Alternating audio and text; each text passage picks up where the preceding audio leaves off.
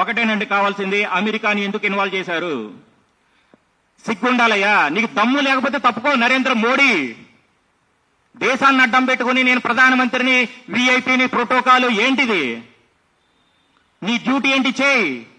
మా భారతదేశంలో వ్యవస్థలున్నాయి, అధికారం లేదు, బాధ్యత ఉంది, హక్కులు లేవు, నియమ నిబంధనలు ఉన్నాయి, స్వేచ్ఛ లేదు.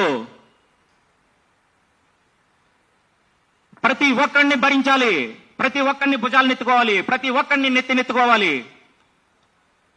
నీ పైసా ఎత్తుకుపోతుంటే వాడికి హక్కు, సిగ్గుండాలి. ఏది కూడా వాస్తవం ఏంటి, సత్యం ఏంటి, అది వద్దే వద్దు.